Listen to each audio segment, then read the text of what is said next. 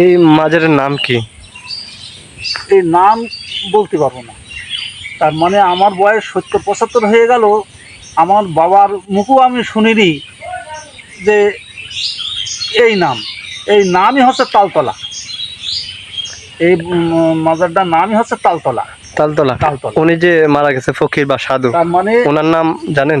ওনার নাম বলতে পারবো না। তার মানে তাল ছিল, মানে পার দিক দিয়ে একটা তাল গাছ, মাথার দিকে একটা তাল গাছ, এই দুটো তাল গাছ কেটে নিয়েছে। হ্যাঁ। নেই। কত বছর হইলো কাটলো? তার বোধহয় বছর ২০ বছর হবে। তাল গাছ দুটো ছিল, তাল গাছ। তাল গাছ কেটে নিয়েছে। এই পাশে আর ওই পাশে? পাশে, মানে পার দিকে ছিল একটা, মাথার দিকে একটা ছিল। হ্যাঁ। এখানে গাছগাছালু নেই তো, সব কেটে নিয়েছে। তার মানে আপনার এলাকায়, আপনার বাড়ি এখানেই? আমার বাড়ি নস্তি, এই পাশের গ্রামে। পাশের। এই মাজার সম্পর্কে আপনি এতটুকু জানেন, ৭০ বছরদের কোনো নাম জানেন না ওনার? না, ওই নামই আমরা পেটাতে পড়েই আমরা শুনছি, নাম হচ্ছে তালতলা। ওনার ভক্ত কি সারা বাংলাদেশে আছে? ভক্ত আছে। এখানে কি আবার উরস হয়?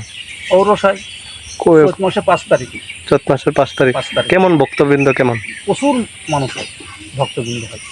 প্রচুর ভক্তবৃন্দ হয়। প্রচুর ভক্ত। ওনার ভক্ত কি হিন্দু মুসলিম উভয়ই আছে? হ্যাঁ, উভয়, হিন্দু মুসলমান সবাই আছে। আপনার নাম কি? আমার নাম শ্রী অজিত কুমার হালদার। আপনি এখানেই থাকেন রাত্রে? হ্যাঁ, মানে বাউরের ডিউটি আছে তো, সেই জন্যে। তো এটাই মূলত বুঝতে পারলাম যে এখানে এই মাজারের কেউ নাম বলতে পারবে না, কিংবা ওনার এই যিনি মারা গেছেন কিংবা এখানে কবরস্থান আছেন এখানে, ওনার নাম কেউ বলতে পারবেন না।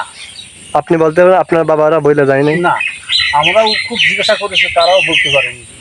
ওই আমরা প্রত্যেকটা পড়েই শুনছি ওই তালতলা। তালতলা। হ্যাঁ, তালতলা। হুম।